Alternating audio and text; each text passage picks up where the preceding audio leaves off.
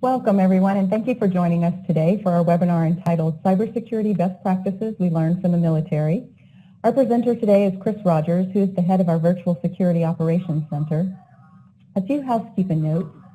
All attendees are on mute throughout the presentation. However, please don't let that discourage you from participating. We do want this to be an interactive session, so we encourage you to comment, to ask questions, share your experiences using the chat box to the right of your screen. So in addition to the info that Chris will be sharing with you today, you'll receive a follow-up email later this afternoon. This will include our incident response guide as promised. It includes an incident response planning template as well. This document was prepared by Brian Engel. He is a fractional CISO on our team, and I'm sure you'll find it's jam-packed with incredibly valuable information. So before I hand it over to Chris, I want to share a few words about who we are and the background that we bring to this topic. CyberDefenses started in 2001 in the wake of the 9/11 attacks. Our CEO, Randall Casey, who was in the Army at the time, he was tasked with making sure that our country wasn't under cyber attack. Thankfully, we weren't, but the government realized there was a lot of work to be done, and so CyberDefenses was formed to meet this need. Our team served the military and federal government for several years. Then we branched out to bring this advanced level of cybersecurity to the commercial sector. And today we serve 2 of the top 5 oil and gas companies, 2 of the world's largest banks, and 3 national defense branches, among many other clients. More than 50% of our team are ex-military, and 85% have top secret clearance. We provide a full suite of services that include incident response, early breach detection. We have a 24/7 security operations center. We offer managed security services. We offer threat hunting and threat intelligence services. We also do election security, and we have an acclaimed training academy where we offer certification training along with specialized cybersecurity courses. Actually, we have several courses coming up in July, so I invite you to check out our website. Okay, on to our main content. Without further delay, I'd like to introduce our speaker today, Chris Rogers. Chris? Hi, so I'm Chris. I've been, I guess I've been around. I was ex-Army Intel guy from 90 to 98, and then I continued the weekend plan in the National Guard for a couple years after that. I've done both signals intelligence and human intelligence. We did some hybrid stuff with the team concept on the human side. The big thing is, basically been around the block in the military, and recently I came to this company after running through all the DoD contracts and a brief stint in the commercial world. Actually, I'm still in the commercial world, so but yeah, so I kind of just fell in love with the company and what their mission was and everything, and so I signed up, and that's been really nice ever since. And as Carrie said, I do run the virtual SOC. So the company is headquartered out of Texas, Austin area, and I'm actually managing the SOC from Annapolis area in Maryland. So it's an interesting way we're running things. But the goal for us is to be completely virtual, and which will allow us to do the follow the sun a lot easier and help our customers. And that's pretty much it for the for me and the fluff. And you guys can ask questions later if you guys have any. So the meat of this presentation was military-grade cybersecurity and how you guys can employ it. What does military-grade cybersecurity mean? That does not mean that we're employing the lowest bidder and that the companies use the lowest ranking person on staff to click on the attachments of the email until something detonates. What it actually means is it's kind of a holistic approach of using a more rugged or durable posture. So we're championing that everyone take a stronger posture against the cyber threats in today's world. So luckily there's models that have been successfully tested. The military having one of the more rigid models of standardization, their numerable operational policies and all their training models. They kind of, if you adopt those, you can actually build a consummate protection model to keep, your assets and your customer assets safe. Next slide. So what does all that mean? Well, with the military, you're going to see that there are tons and tons and tons of documentation. And when you have documentation, for every piece of equipment, every, scenario, everything laid out, you can create, further scenarios, or, in our world, they're run books or playbooks, and you can have, live exercises or live scenarios, and you can test them, even if you're just, doing straight tabletop exercises, over the phone. It will be beneficial to your company in general. Do you have a call chain or a chain of command? Do you know who is the person to get in touch with for X? The military, again, another one of those rigid structures that they have. Everyone has their lanes of fire or sectors of fire, and the last thing you want is to be in the midst of a real or sometimes perceived crisis, and you're fighting with people that you're supposed to be working with. Remember, everyone's on the same team, and when you're fighting over what amounts to inches of cyberspace, or whose fault it is or whose job it is, then it's not really solving the problem. You're not actually mitigating whatever crisis is there. And that also doesn't mean that you need to go ahead and buy thousands of dollars or millions of dollars worth of equipment. Something as simple as having like a Tortoise SVN, Confluence, GitHub, even a share folder where you toss a bunch of CSV files or text docs. Something that everyone can get access to, that needs access to the information, and give them time to assimilate the information so that they can read it and maintain it. The maintenance portion is going to be critical in this as well. As new techniques or new risks rise, you're going to have to go and basically go back and make sure that your documentation is current, and make sure, again, people have access to it, because without the access or without the ability to use that information, it just kind of takes up space on your network. So again, operational plans and playbooks, these are a great place to start if you're going to support security operations team. But it's more the entire structure, your entire organization needs to support the team and needs to be able to help them perform their function of keeping you safe. That's the way of the military is every single job that the military has supports the warfighter. I'm not saying that your security operations team is your warfighter, because obviously, it's a little bit different. Your quarterback or whoever's, making the money for the company is going to be a more high value person than the security ops guy, but the security ops guy is protecting that high value person. So, and the cybersecurity realm is, kind of a war zone right now. Actually, it's been for a long time with the unregulation and everything. So maybe they are the war fighter.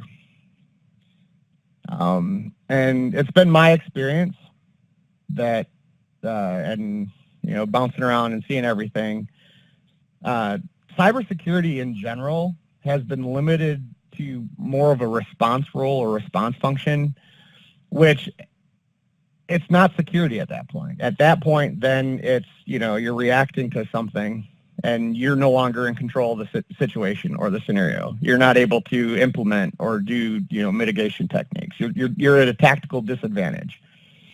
If you're constantly, jumping through hoops or responding to,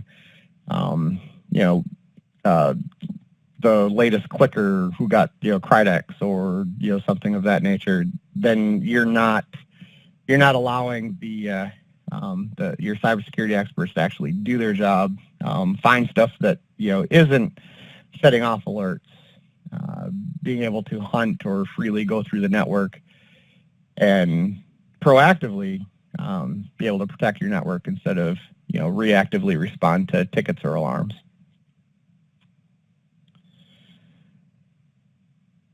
So the first area that I wanted to cover in, this besides documentation, do you know what your, cyber combat zone is? Do your people know, the network topology? Do you know what your high-value targets are? Do you know what is or who is protecting them? These are basic questions, but you'll see that, there's a lot of people that, a lot of organizations rather, that don't have even a simple network diagram or can't tell you off the top of their head which IP addresses belong to payroll servers, email servers. You'll find that a lot of the IT crew on the ground know them, but there's no documentation. There's nothing there. And to look at it from a security standpoint, like the military does, you need to have your password changes. You need to know where your perimeters are. You need to know, who's protecting the perimeter. You need to know if you see something, who do you contact? If you see some people outside the wire running around,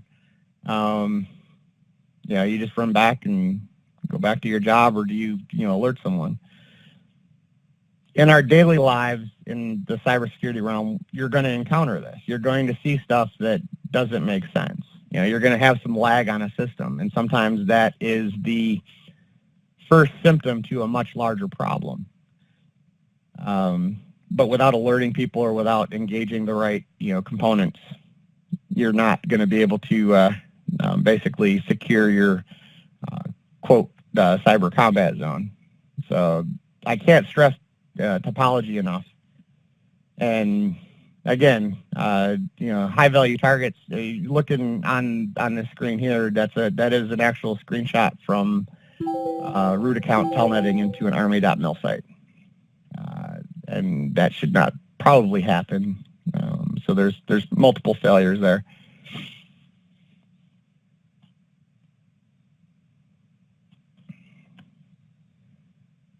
The next area that I wanted to really look at was intelligence.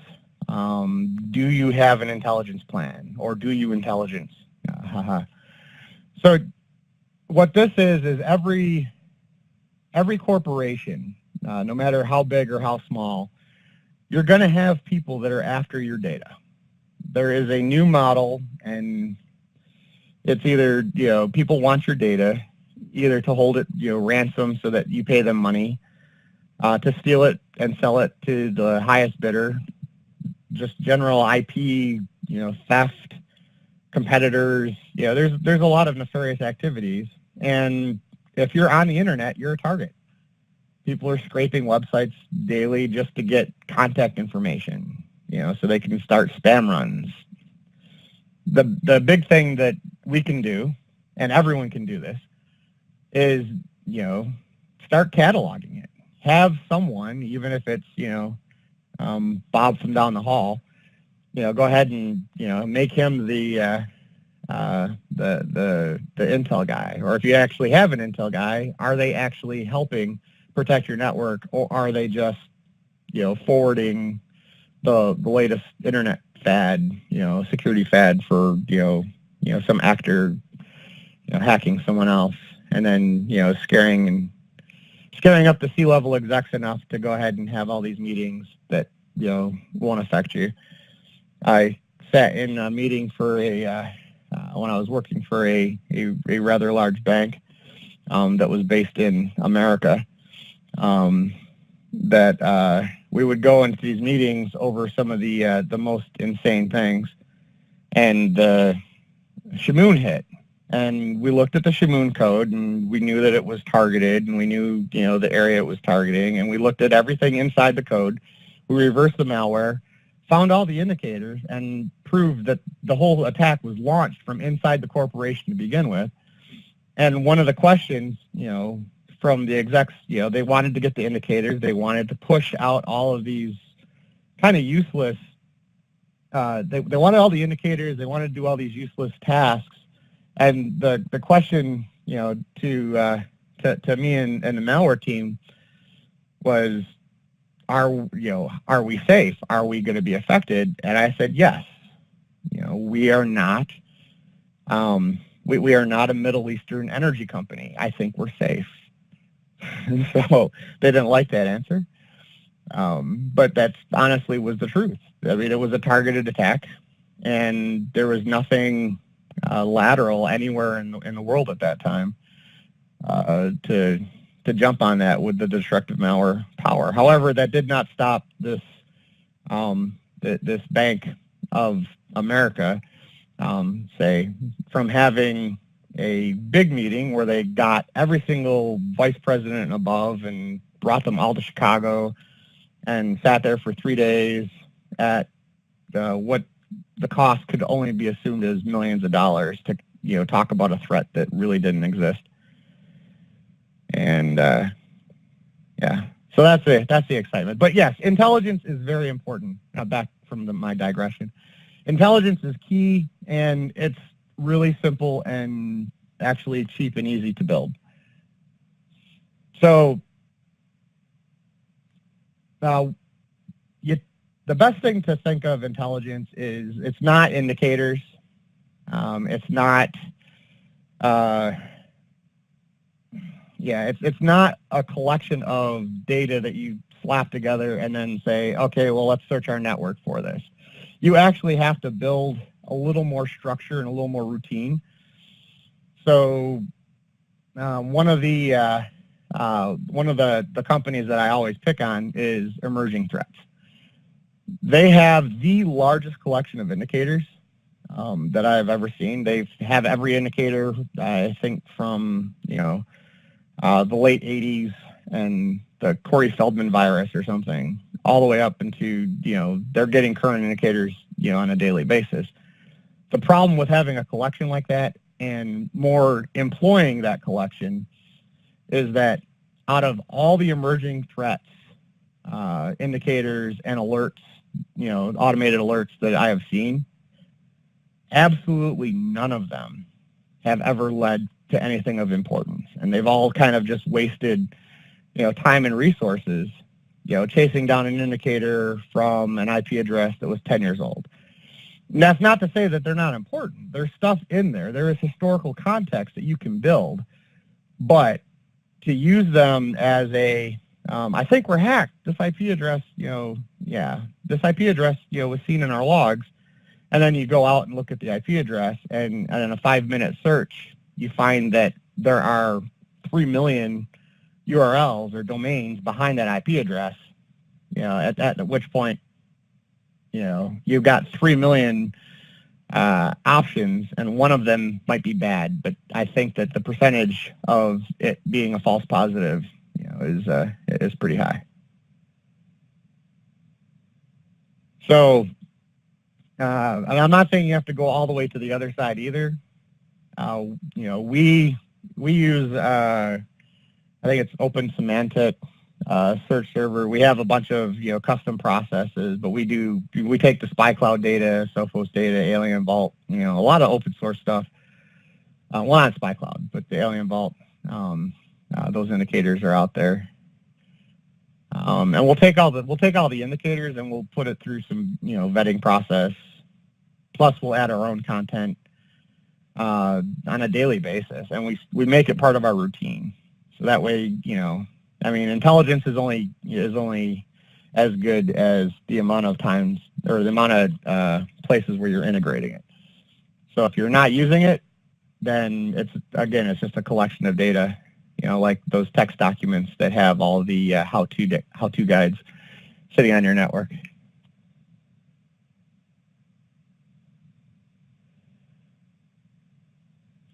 So let's see. So we talked about the first one, which was going through and making sure you know your network, making sure you have some documentation in place for different servers or different things. And we talked, you have your intel. But more importantly is, what do you have at your disposal for resources? What do you have at your disposal to help, your warfighter, your cyber warfighter, to do their job on a daily basis? Now, in the military, again, everyone supports the warfighter. So if you're using the intelligence scenario, say, what is the intelligence purpose in the military? It's a force multiplier. So knowing where the bad guys are or where the bad guys are coming from will allow you to, not just mitigate risks, but, will make that one SOC guy more powerful. And you can actually, your tier 1s and tier 2s will actually be able to do tier 3 functions. What other resources do you have? Everyone has some resources. So you have, obviously real resources like the millions of dollars you spend in infrastructure and equipment to protect. But there's some basic, simple things that you can do right now to make your network more secure. In the DoD, or larger DISA, they have a strict policy enforcement. And if you don't have a policy, if you don't have policy-based, structure in your environment, that's an easy place to go and set something up. And it's a place where you can get really big wins with really minimal effort. The DoD locks USB hubs, so you can't plug a USB into a DoD computer in theory and have it do anything. Don't have the money to push, an endpoint solution to 3 million machines, then just set your endpoint permissions. Do the users have rights to execute files from, temp location? Do they have, rights? Does Microsoft Word have rights to create exe drives or exe files? These are small, but these are things that you can enforce through the use of policy. And again, you can mitigate pretty much the most complex malware just by doing something simple. I mean, if you have strict share drive policy, right, or you actually do 5 minutes of work with your share drive rights, that one user that gets infected with ransomware doesn't take down the whole hospital. Instead, they brick their machine, and then you can just send them to more training and re-image their system. Instead of having to go ahead and shut down operations, literal operations, and rebuild, from backup your entire infrastructure. And that's something simple that people could do, but no one does it because it takes time, and you don't want to turn off people's share drive rights. Oh God, if they can't work, then someone does not see a presentation yet. I'm going off of the fact that I've got one person not seeing it. Is everyone else seeing it? Yeah. Cool. All right. Okay. We're good then. I was just concerned. Maybe he can buddy up with someone, or they can buddy up with someone. So force multipliers are a necessity, especially in today's marketplace, because you want to keep the cost of your security team down.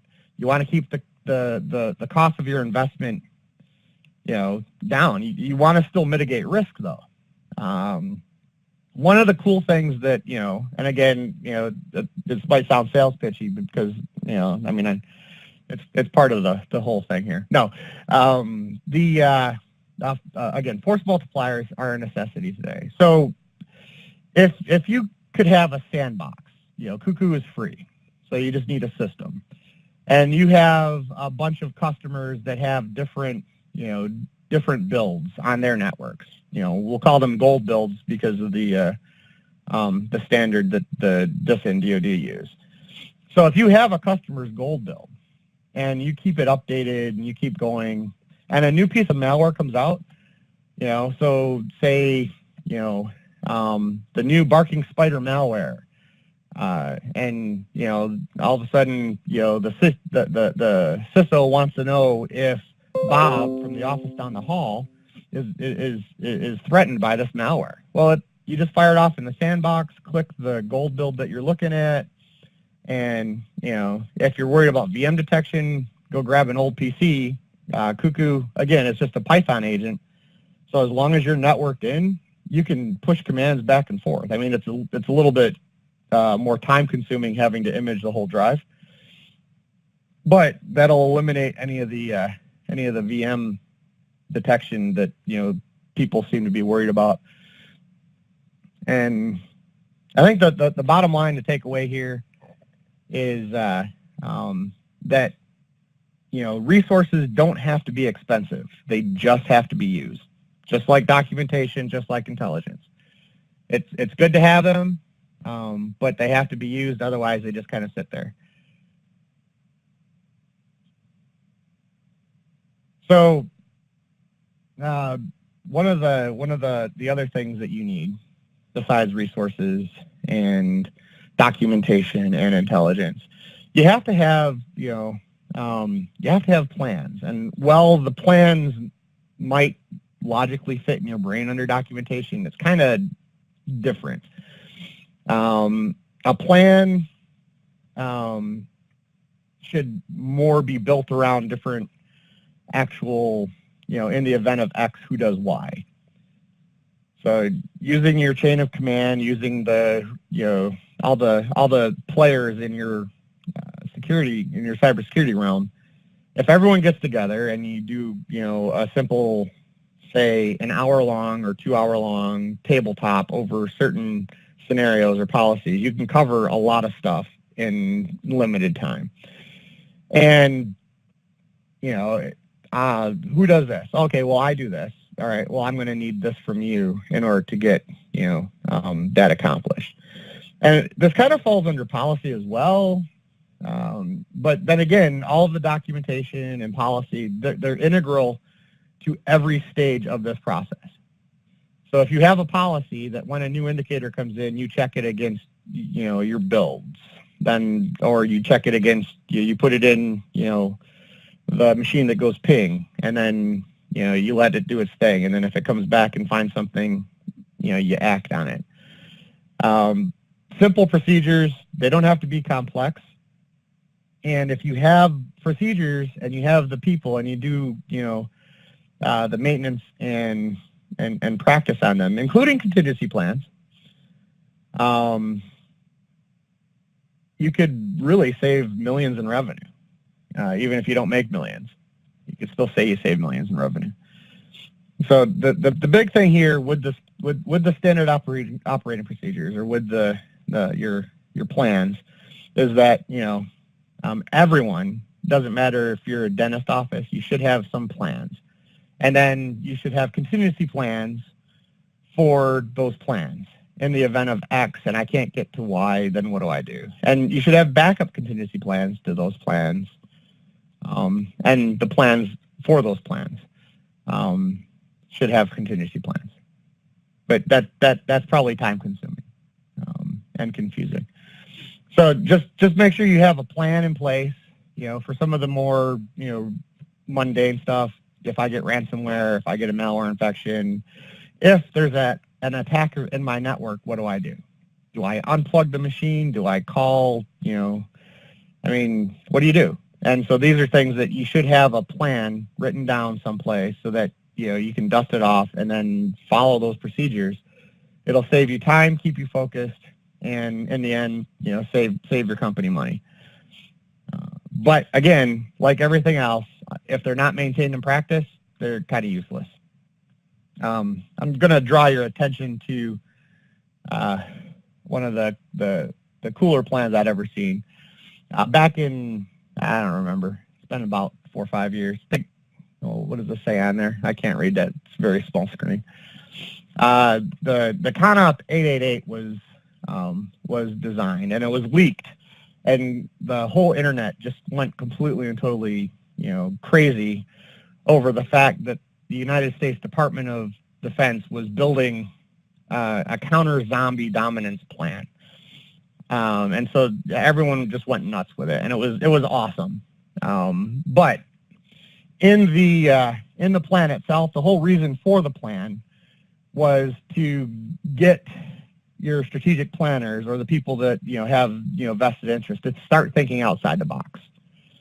I've worked at companies before where we covered what if scenarios, like if a meteor hit the earth, or if California fell into the sea, what do we do?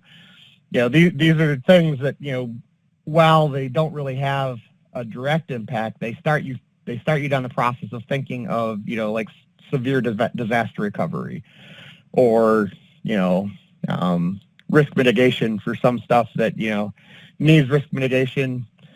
But it also starts the process of people thinking about risk appetite.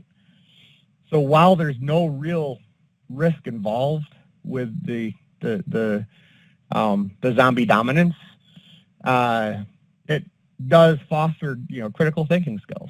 And these are scenarios. It sounds silly, but these are scenarios that you guys can go through and actually come up with plans and come up with a standard operating procedure. What happens?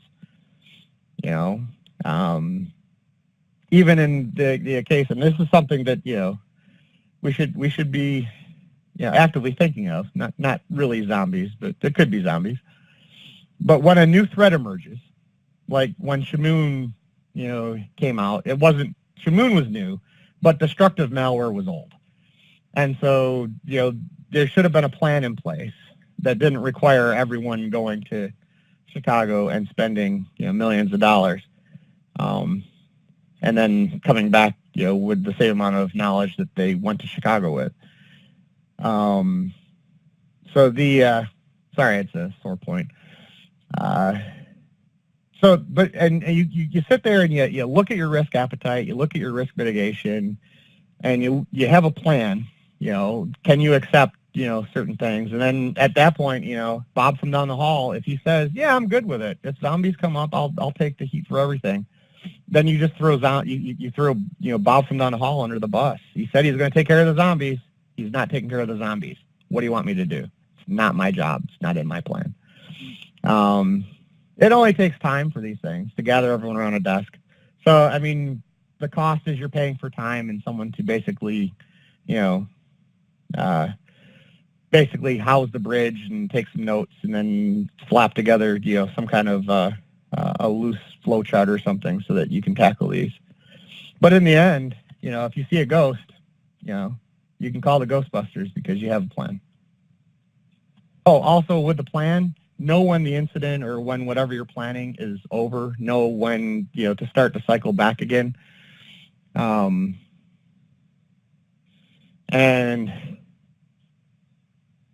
that was, so that's the beauty of planning. And, looking at the cybersecurity, your cybersecurity team, your security team, your SOC team, the guy that, does all the stuff, or Bob from the office down the hall, they can either be a handful of like clandestine special operations forces, operators, and they have structure and tools and training and support. That support's key. Or they can be an unruly group of teenagers in a Red Dawn level invasion scenario, just reacting to, the Cubans, parachuting in to Colorado for some reason. I'm going off of the 1984 version, not the dumb millennial reboot, for those of you playing at home. But yeah, there's no reason for us to experience Red Dawn. If we've got a plan and we've got the tools, it should only take a handful of, really, well-trained, well-trained individuals operating within a structure of tools and support to be able to counter, even, the most severe threat. Or in the case of,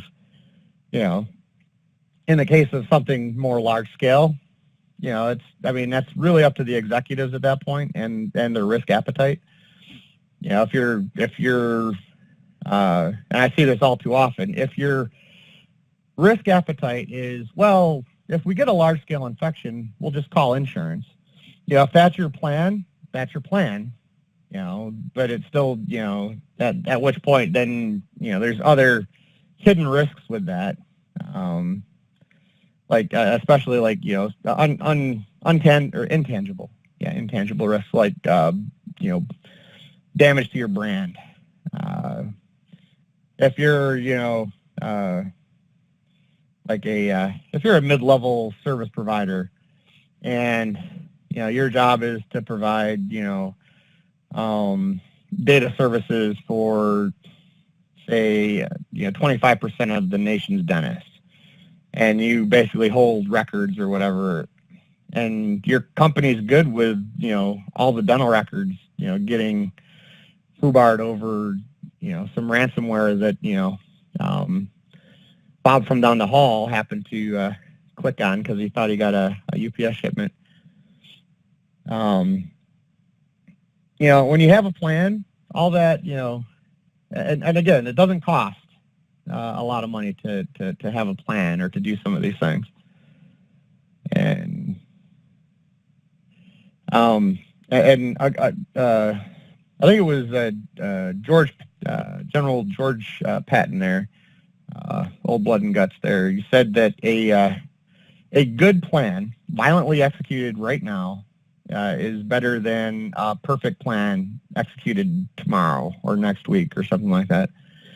And that was back in World War II. So here we are, 3/4 of a century later, and you could take those and apply them directly to what we're dealing with on a daily basis.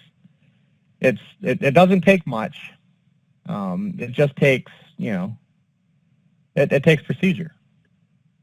So in the end, these are the 5 things that I wanted to make sure that we covered. Training and practice, I didn't have a nice slide for, but again, that kind of falls back to the special ops. Do you want a team of special ops or do you want the Wolverines? Great movie, but I think that up against a conventional force, a group of teenagers is probably going to not win. So define your cyber combat zone. So know your network, essentially. Know yourself. I think it was Plato. Know your enemy. So have some intelligence, have some kind of idea of what you're dealing with. If you're a large flat network, like a hospital, there are things you could probably do to make that a little bit better. But if you know that you're a large flat network, at least that's a starting point, so you can actually prepare yourself as a large flat network and have key pieces in place. If you know, you have users that, have admin rights and want to install desktop clocks, or say you just hired, 4 or 5 millennials, maybe even 6, and they want to, run Tor clients from their, desktops because it's the millennial way. Know that you're probably going to be in a world of hurt when it comes, to like, RIA or stuff like that. You have to know that and accept that risk. Know your resources, know your tools, and know your people. So who do I call? That they're a resource. Who do I call when things go sideways? I'd say Bob from down the hall, but I think that one's getting a little bit old. We call Tom, and he'll take care of everything. You can establish plans. Plans, they just cost time and someone to basically write them down, and they look really cool, and they are really cool when they're actually used. And training and practice. You got to support the people that are fighting the daily battles. They need to make sure, you got to make sure that they're trained so they can handle the daily battles, that they know where the plans are and they can run through them. And it doesn't hurt, throw a couple scenarios at them from time to time. Call the hotline and basically raise a stink when no one answers. Or if you get that, tier 1 operator that, talk up the chain. I mean, he should know all the ways to handle at least the general stuff that whatever help desk he's responding to. They should be able to handle that, or at least, find someone that can help them handle that. So, I mean, that's their job. And training and practice, the more training and more practice you do, the better your life will be. So looking at the military, going back to the design, the reason that you do combat lifesaver training, or you do, your basic skills training over and over and over again, is so that when you're in a combat site, or when things go sideways, you actually have that ingrained, and it's, it becomes more of an automated response as opposed to, oh crap, what do I do now? And CPR, is another good example. You got to practice it all the time. If you take a class and you go through and you learn it, and then someone's choking in front of you and you're trying to remember all the stuff from your class you took, a year ago, probably not so helpful. But if you just practice it with, George the other day, and Tom and Bob from the office down the hall, then, you're probably going to be better at it, and you're probably going to, save someone's life. So remember that there are key players in times of crisis, and they should have, they're the ones that are going to save the quarterbacks. They're the ones that are going to save, the entire team from dying in a hail of cyber bullets.